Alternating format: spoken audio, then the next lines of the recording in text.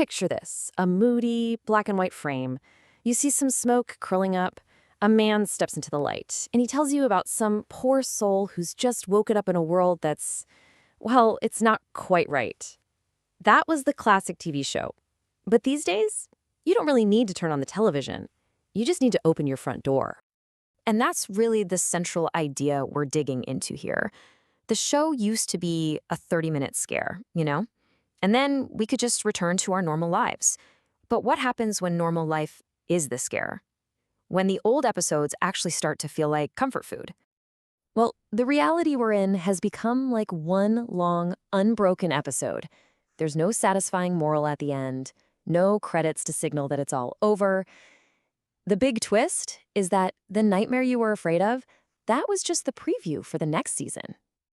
So how did we get here? How did we all become the main characters in a show we never even auditioned for? It really starts with this feeling that time itself has started to warp. You know, way back in the 90s, the psychedelic thinker Terrence McKenna talked about this idea.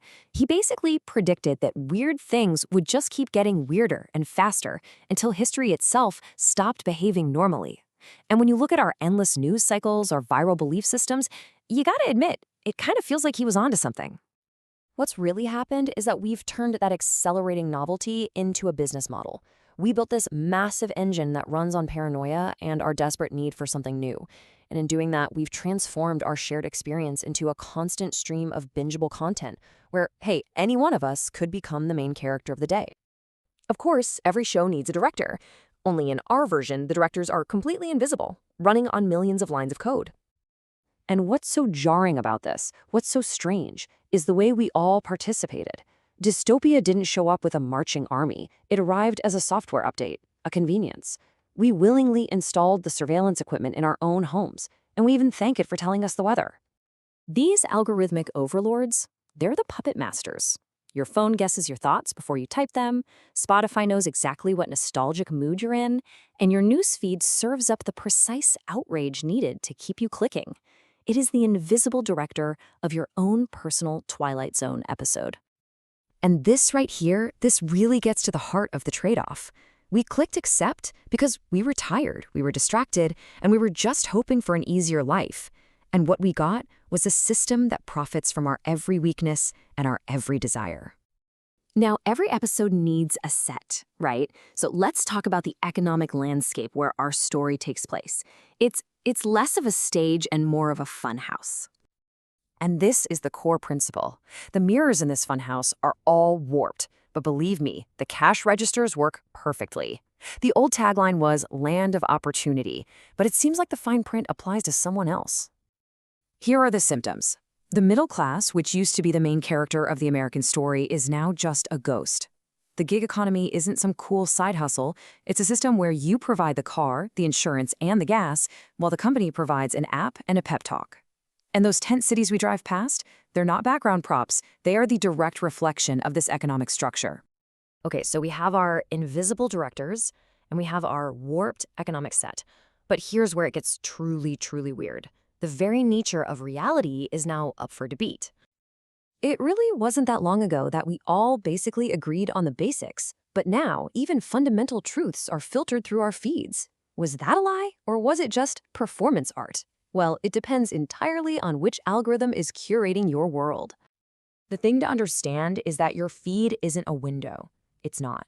It's designed to reflect back the ugliest, most stimulating version of yourself. It optimizes for engagement, which is really just a business term for outrage and addiction. It doesn't show you the world. It just shows you what will keep you hooked. And this is the business model behind all the chaos. Because when we can't even agree on what's real, we can't fix anything.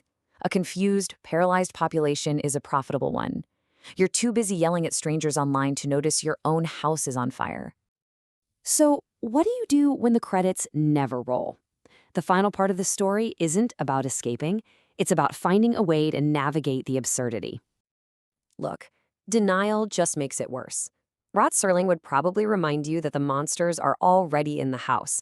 So you can either scream or you can start to see the dark comedy in it all. The goal isn't to fix the absurd, but to get the clarity to accept it and act anyway. So how do you get to that point? Well, the source material suggests a path. It starts with protecting your own mind, then building real connections outside of the machine, and questioning absolutely everything you're fed. These are the small, intentional rebellions that we can actually practice.